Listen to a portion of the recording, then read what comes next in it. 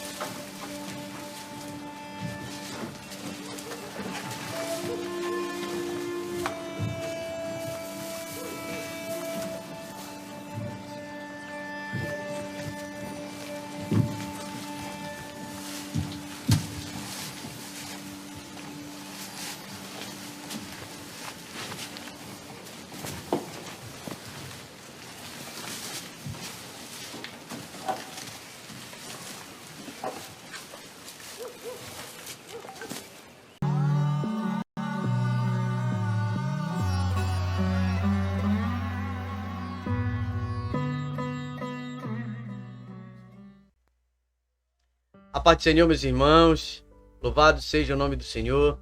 Estamos iniciando mais um devocional, um momento maravilhoso de meditação na palavra de Deus, para que a gente termine o nosso dia, a nossa noite, inicie a madrugada na presença de Deus, tá certo? E antes de nós iniciarmos, eu quero pedir para você, meu irmão, que está conosco pelo Facebook, que você deixe o seu gostei, e que compartilhe nos seus grupos, tá? E na sua linha do tempo. É muito importante para assim essa palavra do Senhor ser divulgada, tá bom? E você que nos acompanha pelo YouTube, é importante você deixar o seu joinha, o seu gostei, tá certo? Assim a plataforma entende que esse vídeo é relevante, esse conteúdo é relevante e vai indicar para outras pessoas, tá certo? Então nesse momento, vamos iniciar com a oração. Feche os seus olhos, curve sua cabeça. Oremos. Senhor Jesus, estamos aqui iniciando, Pai, mas este momento na Tua presença. Deus de maravilhas, pedimos a Ti, Pai, a direção do Teu Espírito Santo. Que os Teus filhos que acompanham, Senhor, este momento sejam alcançados pelo Teu poder e a Tua glória, Pai. Que haja, Senhor, transformação de mente, de coração, Pai. Conduz, Senhor, este momento para a glória do Teu nome. Tira todo o atrapalho e impedimento. É o que Te peço em nome de Jesus. Amém. Amém. Vamos lá, meus irmãos? Vamos para a palavra que está apenas no versículo de número 15, tá? Que diz assim: ao ouvir tais palavras, um dos que estavam à mesa com Jesus lhe disse: bem-aventurado aquele que participar do banquete no reino de Deus. Glória a Deus. Aleluia. Então, é bem oportuno, bem propício essa palavra, porque como nós sempre fazemos nos devocionais, em cada capítulo, né, nós buscamos uma passagem bíblica que faça referência a todo o capítulo, tá? E o capítulo de número 14, ele inicia com Jesus, ele curando um homem hidrópico, tá? Ele tinha a cabeça d'água, tá? Ele tinha a cabeça inchada, né? E Jesus, ele faz uma pergunta no versículo de número 2, porque ele estava na sinagoga. Ele disse assim: é ou não é lícito curar no sábado? Eles, porém, não disseram nada. Então Jesus pegou na mão daquele homem, curou e o mandou embora. A seguir, Jesus lhe perguntou: quem de vocês, se o filho ou o boi cair num poço, não irá tirá-lo imediatamente, mesmo em dia de sábado? Então Jesus está dizendo que para fazer o bem, olha só, olha como o próprio Espírito Santo ele está conduzindo esse momento. Para fazer o bem, não tem dia, não tem hora, não tem local, tá? É para fazer o bem, né? É para agradar o Senhor, ajudando o próximo. Faça. É isso que vai agradar a Deus? Faça, meu irmão, tá? Porque logo em seguida, Jesus ele vem falar, e isso os fariseus, olha só, isso e os fariseus, eles eram basicamente legalistas, né? Porque era dia de sábado, não podia fazer aquilo, não podia fazer aquilo outro. Esqueça isso, tá? Esqueça isso. O legalismo ele não leva nada a ninguém. A religiosidade não leva ninguém a lugar nenhum, tá? Porque logo em seguida Jesus ele vem falar o seguinte, olha só. Reparando como os convidados, versículo 7, escolhiam os primeiros lugares, Jesus contou-lhes uma parábola, né? E ele diz: quando alguém te convidar né, para um casamento, não sente num lugar de honra, pois pode haver um convidado mais importante do que você. E o que vai acontecer? Então aquele que o convidou dirá a você: teu lugar a este aqui. Então você irá envergonhado ocupar o último lugar. Ele está falando de quê? Ele está falando basicamente de que os primeiros serão os últimos e os últimos serão os primeiros. Sabe? Olha como é fino, é refinado a obra do Senhor. Lembre que nos primeiros versículos estava falando: existe dia para fazer o bem? Não. Então, a partir do momento que nós estamos ali fazendo a obra do Senhor e fazendo o bem a ponto de agradar a Deus, glória a Deus, né, de se entregar, de servir, de fazer por amor, glória a Deus, esses serão considerados, preste atenção, esses serão considerados os primeiros no reino de Deus. E por que eu estou falando isso, meu irmão? Que referência bíblica eu posso trazer acerca disso?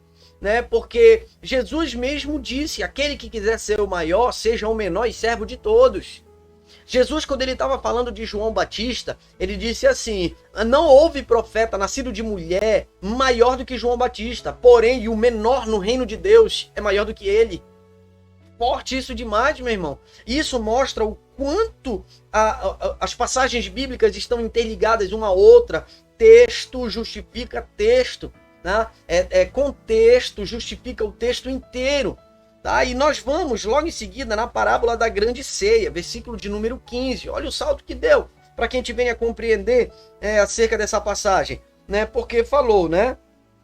Bem-aventurado aquele que participar do banquete do reino de Deus, que foi a passagem que nós lemos, né? E Jesus, ele diz: certo homem deu uma grande ceia e convidou muitos. Olha só, deu uma grande ceia e convidou muitos. E você vai ver como essa palavra é forte, meu irmão. Fique comigo aí que você vai ver como essa palavra é forte. A hora da ceia enviou seu servo para avisar os convidados: venham, porque tudo está preparado. Será que não é parecido com o que nós vivemos hoje no reino de Deus? Será que não é parecido com aquilo? Está tudo pronto para os servos.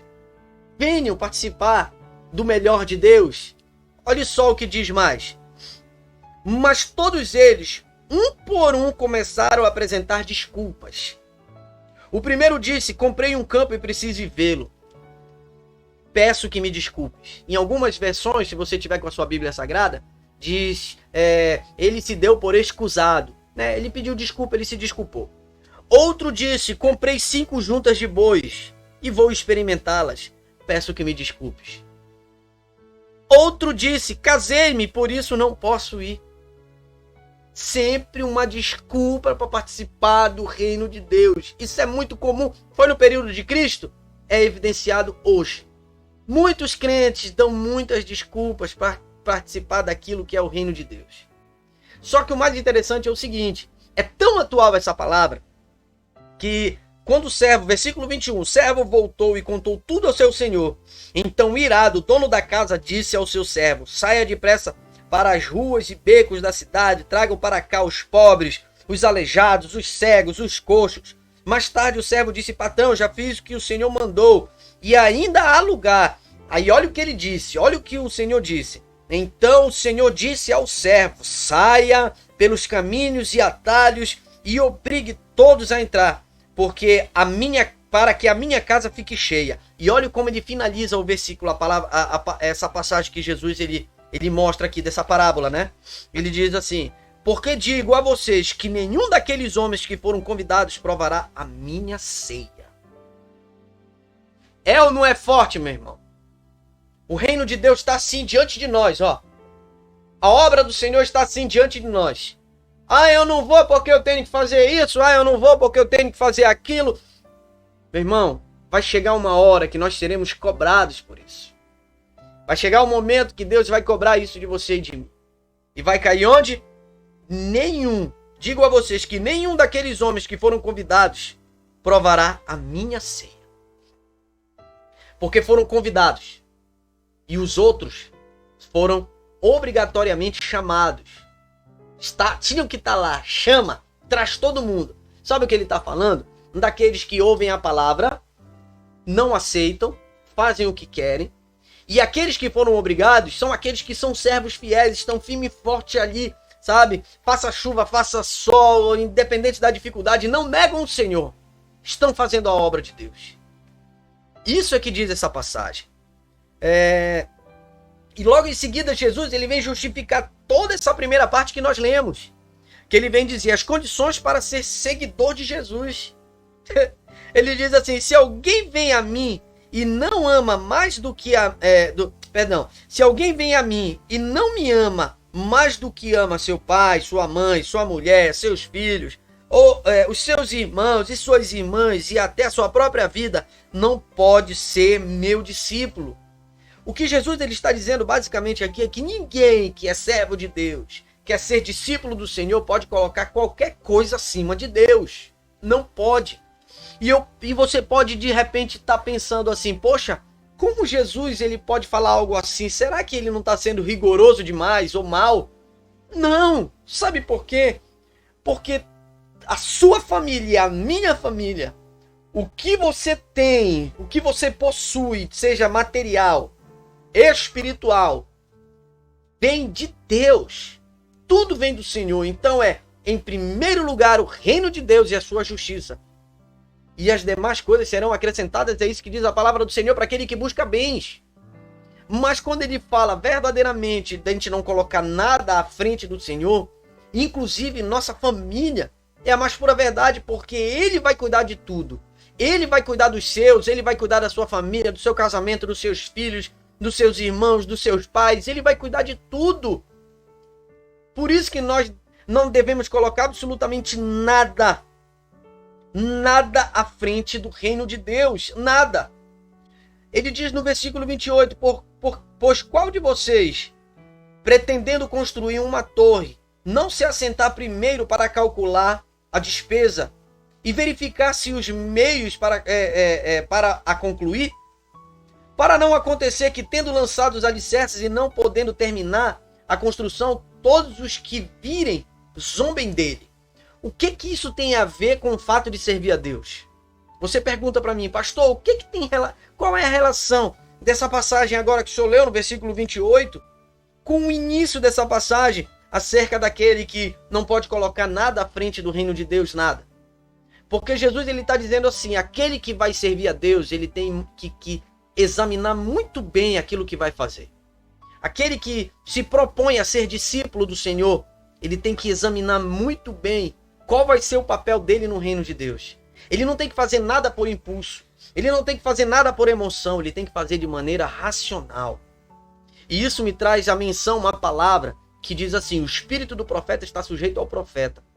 Porque tem muitos aí que falam por emoção, que caem no chão por emoção, que rolam por emoção, achando que tá fora de controle a situação. E não é assim. Quando Jesus ele pronuncia a condição para ser um seguidor de Jesus, e ele usa dessa metáfora, essa figura de linguagem para dizer acerca, colocou os alicerces, preparou a construção e não teve como terminar, ele está dizendo assim, aquele que diz que quer ser seguidor de Jesus, mas não analisou tudo aquilo que pode vir de cobrança para ele, esse será envergonhado. Esse será envergonhado. E ele diz assim, versículo 30, este homem começou a obra, e não pôde acabar. Ou qual é o rei que, indo para combater outro rei, não se assenta primeiro para calcular, com 10.000 homens poderá enfrentar o que vem contra ele com 20.000? Será que você consegue compreender? Deus ele dá uma oportunidade para aquele que quer servir, eu quero ser discípulo do Senhor, de avaliar aquilo que ele vai fazer. Como ele vai, naquele momento, ele vai negar as suas vontades, ele vai se abster de muitos desejos que ele possa ter. Você consegue entender isso? Glória a Deus. É basicamente isso que diz a palavra do Senhor nessa passagem. É basicamente isso, E aí, nós vamos finalizar o versículo de número 14, quando ele fala, o capítulo de número 14, no versículo 34. O sal, certamente bom. É certamente bom, mas se o sal se tornar insípido, como lhe restaurar o sabor? Não presta mais nem para a terra, nem para o monte de estrumes. Lança-no fora. Quem tem ouvidos para ouvir, ouça. Ele está falando assim, aqueles que começaram a servir e de repente perdem o sabor, não serve para mais nada. Por mais duro que essa análise possa parecer, Deus ele tem algo, nós podemos afirmar que Deus ele tem algo maravilhoso para a vida de todos aqueles que servem a Deus com amor, não colocando nada à frente dele. E como diz a palavra do Senhor, que as bênçãos dessa terra nos cairão por herança e por fim a vida eterna, é a mais pura verdade, nós temos que crer. Nós comeremos, iremos usufruir o melhor desta terra e por fim a vida eterna. Então, para aqueles que se colocam como discípulo do Senhor, nada, absolutamente nada pode ficar entre nós e o Senhor. Deus tem que estar à frente de tudo e nós devemos nos colocar em posição de servo.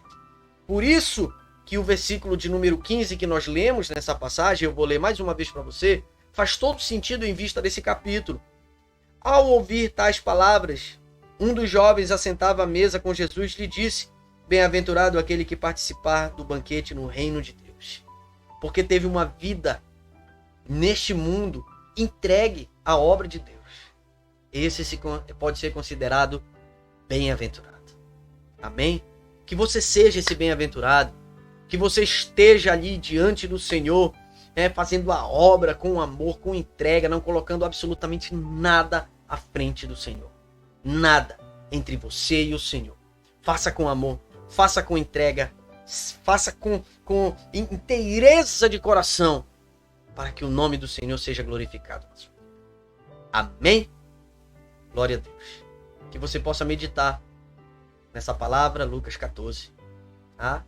E antes de nós encerrarmos, eu quero pedir para você que nos acompanha pelo Facebook, mais uma vez, que você compartilhe nos seus grupos, na sua linha do tempo e deixe o seu gostei, assim você vai ajudar outros a receberem essa palavra.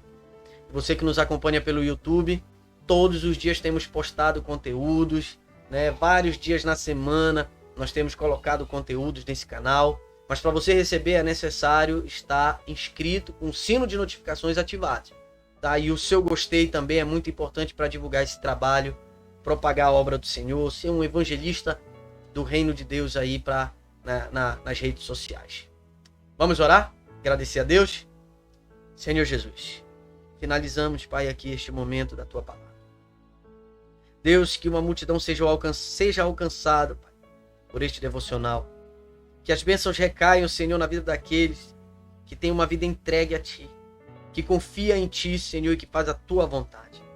Abençoa, Senhor, uma multidão, alcança uma multidão para o Teu reino.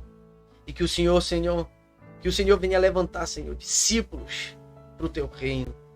Obreiros, Senhor, ceifeiros, Pai, pois a Tua obra necessita.